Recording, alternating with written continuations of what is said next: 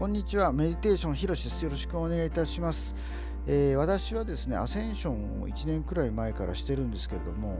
今回はその経緯と原理とやり方と期間などの私の体験について紹介します。ぜひ見てみてください。まずアセンションというのはご存知の方もいらっしゃると思いますが、次元上昇という意味です。今一般的な4次元の意識からその上の5次元の意識状態へと移行するということです。覚醒っていうのとも少し意味が違うと私は思います。覚醒っていうのは現実は無だっていうことを頭で認識できるようになったことです。でも自分の視点はまだ4次元の中にあります。アセンションはその無である5次元に4次元から視点が出ていくことだと私は思います。ここから私がアセンションした経緯ですが、私は毎日瞑想を行ってました。まず覚醒体験は瞑想をし始めてから7ヶ月目ぐらいで起きました。そしてその後5年くらいしたくらい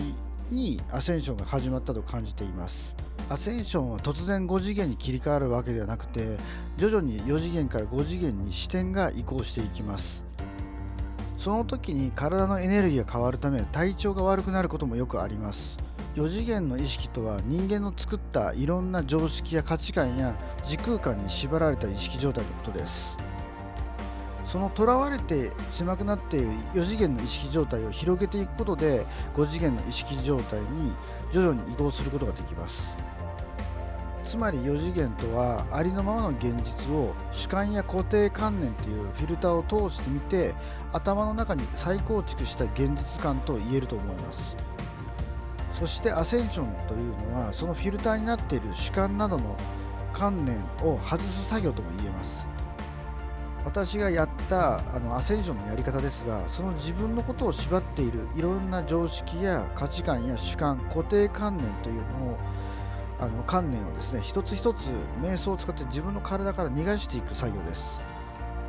価値観や主観や固定観念などの観念や想念っていうのはエネルギーですので、体の中の筋肉や骨の中に溜まっています。それを瞑想で外に逃がします。観念が取れていくと徐々に意識が広がって視野も広がります。そして4次元が薄くなっていく感覚があります。同時に解放感も感じ始めます。時空間も消えていくので過去の感覚もなくなります。記憶としての過去はあるけど過去が現実に存在するという感覚がなくなります。このようにして5次元の視点に移行していきます。5次元の視点になり始めると徐々にシンクロニシティが起きたり全体の流れが分かるようになるなどのことが起き始めていきます。それまでの悩みも解決しやすくなっていきます。景色もきれいに見えるようになったりもしますね。以前よりも自分の許容範囲も広がるため、ありのままの自分を許して認めることができるようになります。このようにして私はアセンションを現在もし続けています。ちなみに4次元の現実を見せているこの観念というフィルターは欲望や感情の生命エネルギーが作っているので、観念は上書きされ続けます。そして観念は取らない限り私たちの魂にまとわりついて支配し続けます。魂を成仏していない魂は観念や想念にとらわれすぎているためだと、言われています。そして成仏していない魂は生命エネルギーがないため観念とか想念っていうのは上書きされないんですね。なんで時間が進みません。はい、では最後に今回のアセンションの仕方のまとめです。4次元の現実は自分自身の作った観念と想念の世界です。観念と想念を一つ一つ体から瞑想などを使って取っていくことで5次元の視点に移行しやすくなります。アセンションっていうのは突然起きるわけではなくて徐々に進んでいきます。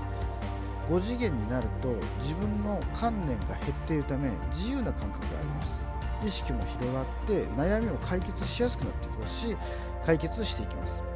で、その他にもシンクロニシティを体験したり流れが分かったりもします。以上がですね、私が体験したこととその体験で分かったことです。よろしければ皆さん参考にしていただければと思います。ご視聴ありがとうございました。